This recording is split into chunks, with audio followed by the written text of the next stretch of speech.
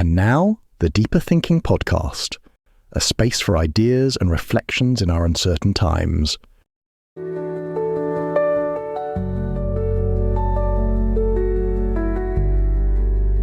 Welcome to the Deeper Thinking Podcast. At its foundation, this essay explores how debt has quietly supplanted ownership as the defining structure of adult life. For many young people, debt is no longer a passing phase or a personal miscalculation. It is the architecture itself. It compresses time, constrains agency, and subtly reshapes how identity, health, and citizenship are experienced. This is not the result of a broken system. It is the system functioning exactly as designed. She sits at the kitchen table, not as a strategist, but as a survivor. The spreadsheet glows against the dim light of the room. Columns of numbers that should narrate a plan instead flicker like warnings in a failing system. Rent, groceries, utilities, student loan repayments that pause, then resume like a punishment disguised as patience. This is not budgeting, it is triage. And what was once called adulthood has become a kind of silent war, waged not for wealth, but against the erosion of basic stability. The figures are not abstract, they are pulse points. And the deficit is not merely financial, it is existential. What economists label negative wealth is not a deficit of discipline or ambition. It is the condition of being structurally positioned outside the promise of accumulation. To owe more than one owns is not just an economic ratio, it is a social verdict. A soft sentence handed down to a generation told they were the most educated, the most connected, the most prepared. And yet ownership of homes, of time, of futures is increasingly out of reach. The system that once measured success in assets now measures inertia in debt. The account balance becomes biography. This is not the failure of individuals. It is the success of a model that has reclassified precarity as normal and resilience as personal responsibility. The Child Trust Fund, once a minor gesture toward intergenerational stakeholding, now reads like a relic from a more innocent algorithm. Its proposed return signals less a solution than an admission that without intervention, the default trajectory for millions leads not toward wealth, but toward a kind of economic ghosthood, present in labour, absent from capital. Wealth in this landscape is not earned but inherited. And without that initial asset, without even £1,000 in savings, the spiral accelerates. Health declines, wages plateau, participation shrinks. The harm is not merely delayed, it is cumulative. Every late payment is a missed opportunity. Every overdraft fee a toll on a future already in deficit. Financial difficulty becomes its own infrastructure, absorbing energy, eroding hope.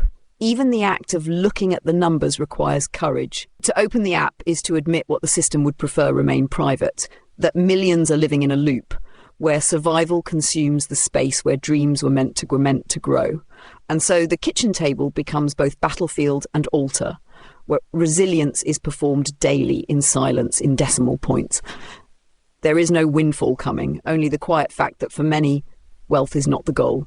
Escape is. The term wealth was once synonymous with surplus, of money, of time, of possibility. But for a generation defined more by instability than inheritance, wealth now functions as absence, a phantom shadow cast by what others assume you possess. It is invoked not as a condition, but as a question. Where is it, and why does it continue to recede? For young adults who rent rather than own, who borrow to qualify and then borrow again to survive, the very structure of financial life has inverted. Assets no longer grow, they retreat. The future isn't leveraged, it's encumbered. Debt is no longer a transitional state, it has become the architecture of adulthood. Unlike the debts of previous generations, mortgages, business loans, investments in property or equity, these debts are rarely productive. They do not build, they bind. A student loan does not yield capital, but delay. Credit card balances do not reflect consumption, but compensation for income that fails to meet cost, for systems that offer no cushion, only consequence. Even rent, once a stepping stone to stability, was a permanent placeholder in a system that mistakes motion for progress. The cruel symmetry is that those without assets are charged more for having less. Interest rates do not favour the cautious, they punish the poor. A missed payment is not an error, it is a calculation made under duress. The energy it takes to navigate these economics is itself a cost, one not tracked by banks or benefit systems. Cognitive load becomes emotional residue. The spreadsheet on the table is not just data, it is memory of scarcity, of hesitation, of the subtle violence of always needing to prove you're trying. And yet within this slow erosion, something else is surfacing. Not resilience as productivity, nor grit as virtue, but a kind of epistemic resistance, a refusal to interpret debt as shame, a growing awareness that the problem is not moral but architectural, that economic survival should not require sacrifice of health, of civic participation, of one's right to dream without penalty, that a system which demands perfect navigation from those given a sinking map cannot claim fairness. This awareness does not cancel the burden, but it repositions it. It allows the woman at the table to look up, not just inward, to see the numbers not as a reflection of her value, but as an index of a broken structure. And in that shift from internal fault to external flaw, something like clarity begins. Not enough to resolve the tension, but enough to name it. The asymmetry of the asset divide does not merely stratify economic outcomes, it configures identity. To possess savings is not just to have money, but to access a different tempo of life. With even a modest cushion, time opens up, decisions can be deferred, risks taken, pauses endured. Without it, life becomes reactive, immediate, and compressed. Choices are made not for the sake of growth, but to prevent collapse. And in this compression, agency erodes. The future ceases to function as aspiration, it becomes a logistical puzzle, one that punishes the slow, the uncertain, the unlucky. This structural imbalance rewrites what it means to be young. Youth, traditionally aligned with experimentation, contingency, becoming, is now disciplined by debt into early precarity. It is no longer a liminal stage between dependence and independence, but a prolonged negotiation with systems that punish delay. To rent instead of own, to work multiple jobs without building wealth, to postpone family not by choice but by necessity. These are no longer deviations, they are the rule. The delay of adulthood is not personal, it is engineered. Such delay is not neutral. It carries health penalties, emotional exhaustion, and psychic compression. It produces a world in which financial literacy is a survival tactic, not a virtue, where the young are expected to perform strategic mastery over variables they did not choose, wages that don't rise, housing costs that won't fall, and benefit systems that assume failure is fraud. In this landscape, even asking for help becomes evidence against you. Systems designed to cushion instead calcify. Support becomes surveillance. Aid becomes audit. But beneath this punitive logic, there is a quieter revelation that the problem is not effort nor education, nor even economy in the narrow sense. It is imagination, or rather, its absence. A political order that cannot conceive of asset redistribution without moral panic is one that mistakes existing inequality for natural order. The reintroduction of something like a child trust fund is not radical, it is repair. A minimal attempt to interrupt the compounding logic of inherited advantage.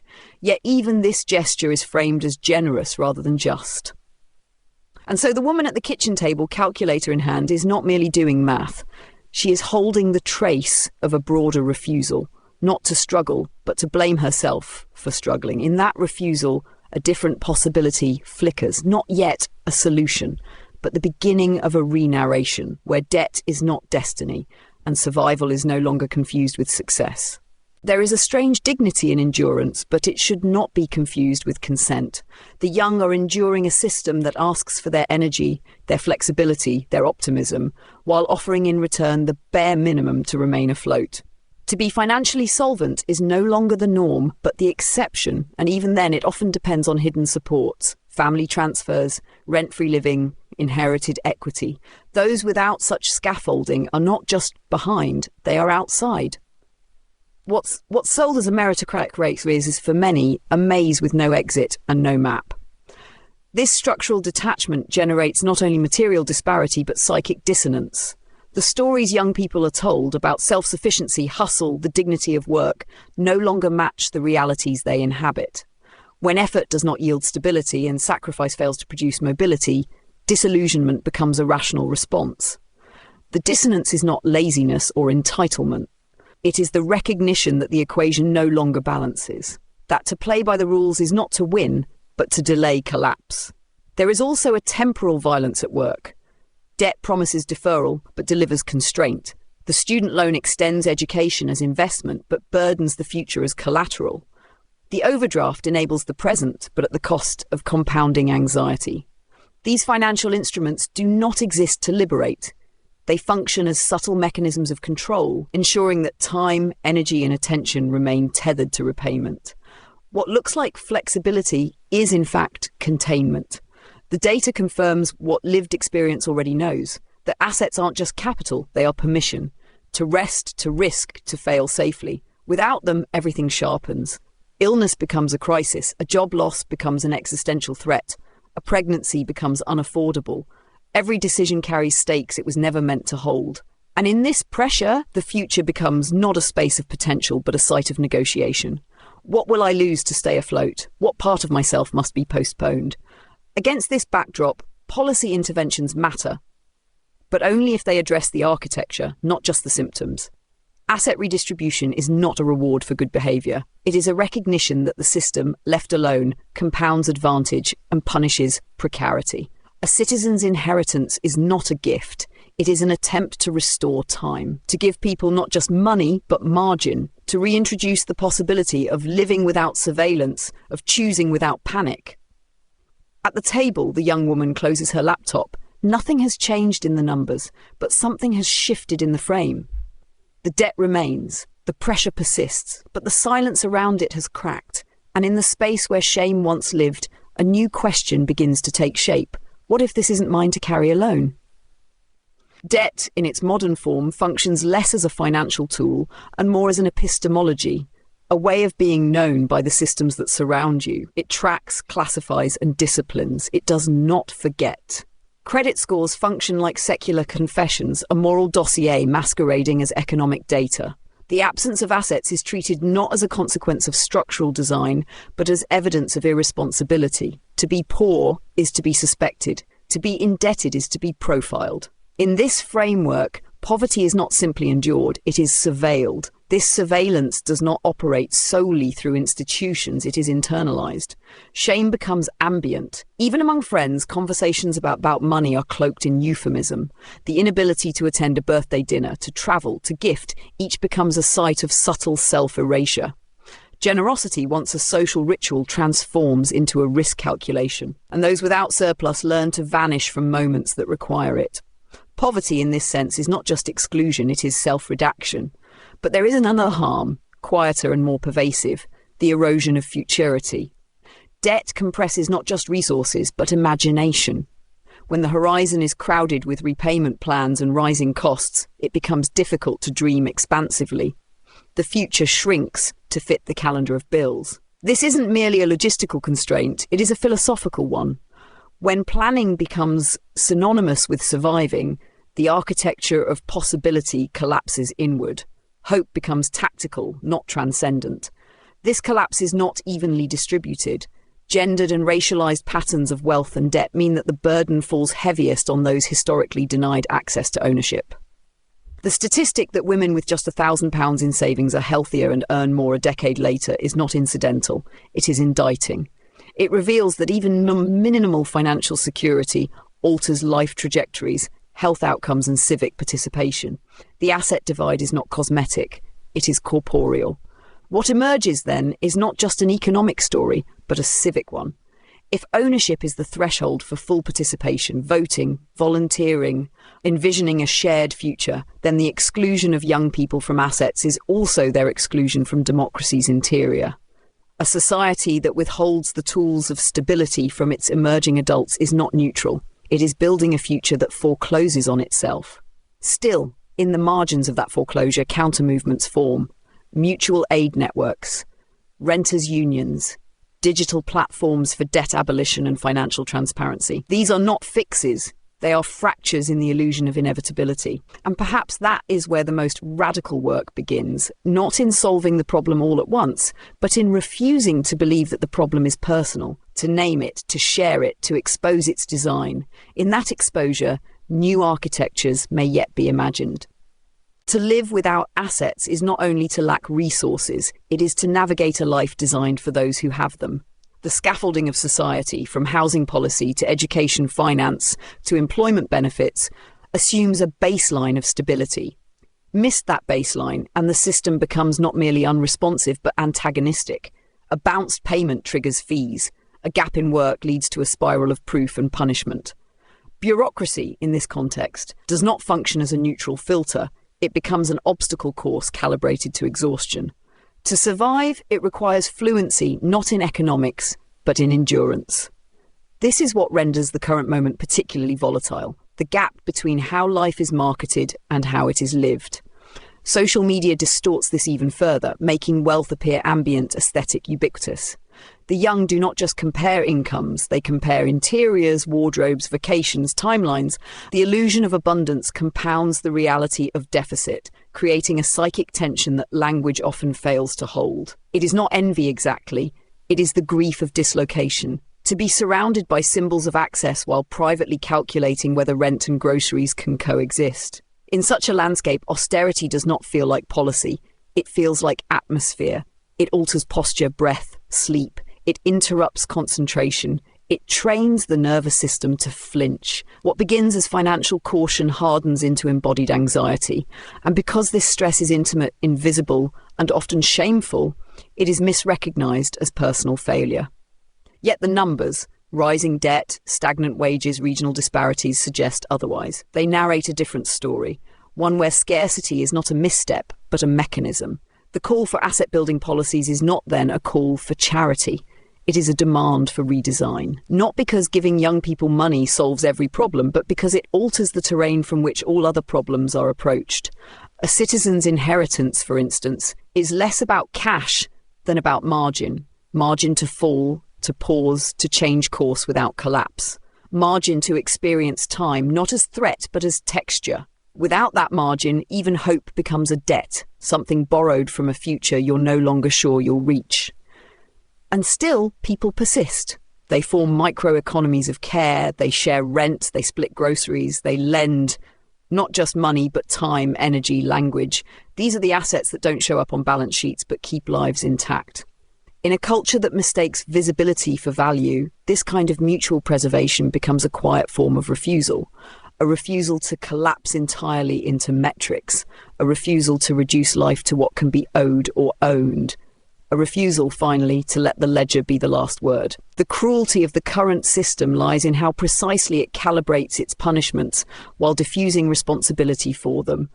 It is not one entity that denies wealth. It is 1,000 minor frictions dispersed across landlords, lenders, employers, benefit assessors.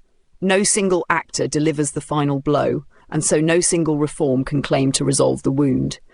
Instead, young people move through a world of near-constant friction, where the cost of everything is slightly too high, the safety net always slightly out of reach. The accumulation of these slights is not incidental, it is the architecture of constraint. And in this architecture, language fails. Traditional political vocabulary, opportunity, growth, investment, feels misplaced. It presumes a ladder still standing when for many, the rungs have long since rotted. What does saving for the future mean when the present consumes every available breath? What does home ownership mean when rent exceeds half of your monthly income and deposits stretch into 5 figures? These are not rhetorical questions. They are quiet elegies for promises broken so gradually that their absence feels like atmosphere. But if language fails, new forms emerge. Satire, meme, refusal. Online, young people reframe their conditions not just to critique, but to survive. A viral joke about never owning a home contains within it 1,000 unspoken griefs. A sarcastic tweet about just skipping coffee as a path to wealth conceals a generational rage too often dismissed as apathy. Humour in these contexts becomes both a pressure valve and an epistemic act, a way of saying, I see the trap, I will not pretend it isn't there. Still, beneath the irony, there remains an aching seriousness. It is the seriousness of people who are expected to carry the emotional burden of structural failure without complaint, who are told that their suffering is market logic, who are asked to demonstrate resilience in a system that no longer reciprocates loyalty. In such a world, endurance is misread as consent. Survival is mistaken for satisfaction. To ask what justice looks like in this context is not to ask for more productivity, it is to ask for rest, for surplus, for the right to imagine without cost. For policies that begin from a recognition of fragility, not as weakness, but as the basic human condition. A reimagined economy would not pathologize dependence. It would design for it. It would treat care as currency. It would treat time not as a commodity, but as a commons. And if that sounds utopia, it is only because cynicism has become the lingua franca of the indebted. But cynicism is not clarity. It is what remains when hope has been forced to mask itself as strategy. Somewhere beyond that mask, a different future waits. One not yet priced, but possible. Hope, when deferred too long, calcifies into disbelief. It becomes easier to imagine collapse than repair, stagnation than transformation. For many young people, this is not pessimism. It is pattern recognition. They have watched promises decay, degrees that lead to debt, not jobs, votes that shift nothing material, policies that speak of fairness but legislate scarcity. In this terrain, belief in change begins to feel naive. But disbelief is not neutral. It corrodes. It silences. It renders collective action implausible, even when suffering is shared. This is perhaps the deepest danger of negative wealth, not just what it removes from bank accounts, but what it erodes in the cultural psyche. Faith in institutions, belief in fairness, the willingness to participate in systems that seem only to extract, these are not infinite resources. They deplete, and once gone, their return is slow, fragile, uncertain. A society in which the young no longer believe they have a stake is not just unjust, it is unstable. When ownership is concentrated, so too is obligation. The rest begin to opt out, not out of laziness, but clarity. And yet, opting out is not the same as disappearing. Many are not leaving the table, they are remaking it. Across digital and physical space, young people are building alternatives. Informal economies of care, shared housing co-ops, mutual aid structures, debt resistance collectives. These are not solutions in the conventional sense. They do not scale easily, nor do they yield quick returns. But they are forms of knowledge. They model a refusal of extraction, a reorientation towards solidarity. They are experiments in post-scarcity ethics, even within scarcity. To build these alternatives is to act against the grain of a system that insists on individualism. It is to say, if assets are gatekeepers to value, we will invent value differently. If credit scores determine dignity, we will locate dignity elsewhere. These gestures are not romantic, they are weary, improvised, sometimes desperate, but they are also real. And in them, a different social contract begins to flicker. Not yet ratified, but rehearsed. Perhaps this is the task now, not to solve the crisis of negative wealth through platitudes or programs alone, but to create conceptual space for an economy not rooted in punishment. One that begins not with scarcity, but with care, not with markets, but with needs, not with extraction, but with preservation. This will not happen quickly. It may not happen visibly. But every act of refusal, every articulation of solidarity, every recalibration of what counts, that is the blueprint. In a world organised by debt, to believe in another economy is not delusion. It is design. The question is no longer whether the system is broken. The system is functioning precisely as designed, to reward those with assets and discipline those without. What requires inquiry now is not the malfunction, but the intent. If debt is structural, if wealth is inherited more often than earned, then inequality is not a glitch, it is governance. And in that realization lies a philosophical pivot. The terrain of politics shifts from policy to ontology. What kind of being is produced by a system that values solvency over solidarity? What kind of future does it authorize? To be young in an economy like this is to be continually interrupted. Plans are made and remade in the image of affordability. Identity is shaped by what cannot be accessed: housing, therapy, time off, financial quiet. The self contracts around what it must endure. Autonomy becomes improvisation. Ambition becomes a form of harm reduction. The script of adulthood, study, work, save, buy, has become more speculative fiction than normative path. What remains is a kind of temporal drift, the sense of life proceeding without anchorage, deferred and conditional. And yet, inside this drift, something luminous insists on surviving. It is not the myth of infinite potential. Too many illusions have shattered for that to endure. It is something quieter, more tensile. The capacity to name what's happening without collapsing into it. The ability to hold debt not as a mark of shame, but as a signpost pointing outward towards systems that must be unmasked. This is the epistemic shift from internal fault to structural fluency. And once that shift occurs, the story begins to fracture.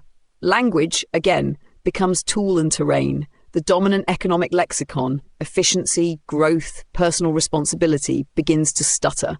In its place, new grammars emerge of mutuality, of slow care, of refusal.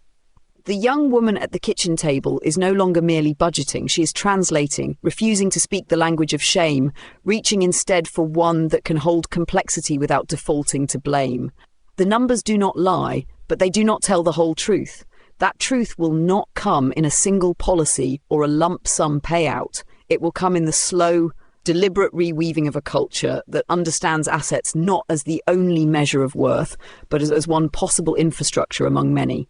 It will require mourning what was promised, naming what was withheld, and insisting that justice is not a luxury item. It is a structural necessity, not to be earned but assumed, not to be postponed but practiced. Even in debt, there can be design. Even in deficit, there can be dignity. The table remains. The light still burns. And the act of accounting becomes, quietly, insistently, an act of refusal to vanish. There is, at the heart of all of this, a silence. It is not the absence of speech, but the absence of listening. Policy is written in the language of aggregates, averages, medians, projections, while the experience of debt is intimate, granular, lived in sleepless hours and meals skipped. What disappears in that translation is the texture of harm, the sense that every financial decision reverberates far beyond the ledger, that to delay a bill is to absorb stress into the body, that to borrow from a friend is to risk dignity for survival. These moments are not captured in data, but they are the architecture of life for millions. This silence, however, is not passive. It is enforced. Shame is a silencing mechanism, and it is remarkably effective. It ensures that those most affected by structural debt internalize responsibility and defer resistance. But silence is also unstable. When held too long, it fractures. It becomes rupture or rhythm. It becomes voice, and that voice, once located, does not seek pity. It seeks clarity. It does not want rescue. It wants repair. Repair, though, is not the same as restoration. There is no prelapsarian state to return to, no golden era of fair distribution or post-debt flourishing. What comes next must be made, not recovered. And it must be made with the knowledge that financial precarity is not a temporary deviation, but a predictable outcome of policy and profit. To interrupt this logic is not simply to cancel debt, it is to reconfigure value, to decide collectively what kinds of lives are worth sustaining. In this reconfiguration, new metrics must emerge. What if an economy was judged not by its growth, but by its generosity? Not by GDP, but by the number of people who go to bed without worry? What if solvency was measured not in surplus, but in sufficiency? These are not idle questions. They are design principles for a future not yet built, but already imagined in fragments, in co-ops, in mutual aid, in households where rent is shared not just to survive, but to affirm interdependence. The woman at the kitchen table is not an outlier. She is the signal. Her concern is not anecdotal, it is diagnostic. She is living in the future the current system creates, and if that future is untenable for her, it will become so for others. What she holds, then, is not just her own budget. It is a mirror, not of personal failure, but of collective design. And in seeing that, truly seeing it, something begins to shift. A silence breaks. A sentence forms, not a conclusion, but a beginning. Not a solution, but a refusal to accept collapse as inevitable. The system is not sacred. The table can be rebuilt. And perhaps this time, everyone will have a seat. Until next time.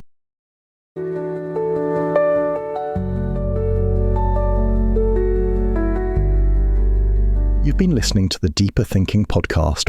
Today's episode was narrated by Holly, our digital narrator, who helps bring our ideas to life. For further reading, research, and ways to support the podcast, please visit the episode webpage. Thank you for your positive reviews on Apple Podcasts. Your reviews help keep us visible so others can discover and enjoy our content.